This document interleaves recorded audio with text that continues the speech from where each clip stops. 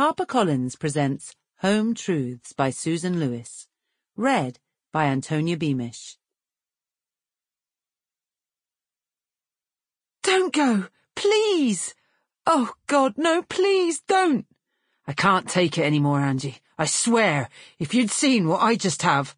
Whatever it is! Our 5-year-old son had a syringe in his hand. He raged, almost choking on the words. Oh, my God. Oh, Steve. I need to find Liam, and when I do, I'm turning him into the police, along with every other one of those low-life bastards. No! No! He could still hear his wife screaming down the phone, begging him to stop, as he tossed his mobile onto the passenger seat and steered the van, almost on 2 wheels, out of the street. He'd had enough.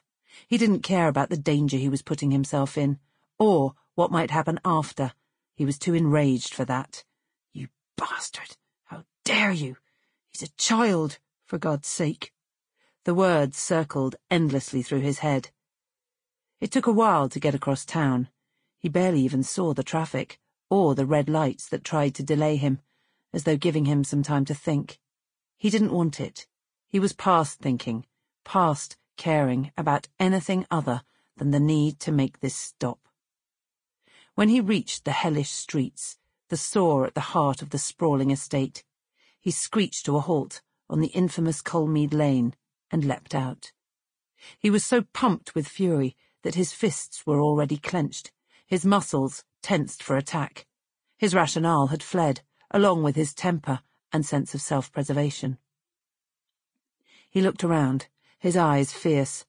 The mostly destitute houses, with boarded-up windows and padlocked doors, were as silent as graves. The tower blocks at the end, with graffitied walls and urine-soaked stairwells, rose drearily towards a patched grey sky. Even the pub looked deserted, its sign dangling from one hinge, its barred windows telling their own story. "I know you're here!" he roared at the top of his lungs. "Liam Watts! Get out here now!" His rage echoed around the silence, like useless gunshot scattering over a ghost town. "Liam Watts! Show your face!" Everything remained still. Seconds ticked by, as though the world was holding its breath, waiting to see what would happen next. He sensed he wasn't alone, that he was being watched, that this was a charged hiatus before the storm broke. He was ready for it. His whole body was primed to take it. There was a scuffling behind him, sharp yet muffled, and he spun round, heart thudding thickly with fury and fear, eyes blazing. "Go home," a wretched young woman hissed from a nearby doorway. She was thin, shaking, her eyes seeming to bleed in their sockets. She waved feebly in no particular direction, before stumbling into a side alley and disappearing. He didn't see them coming at first, he only heard them. Faint, deliberate footsteps, crunching, pounding, almost military in their pace. He peered around, trying to get a sense of where they were, how many they were. "Liam Watts!" he roared again. The sun slipped its cover of cloud, dazzling him, throwing a rich golden glow over the street, as though to paint this purgatory into something glorious. He listened, hearing his heartbeat, hectic, scared, the sound of a dog barking, a scream cut suddenly short.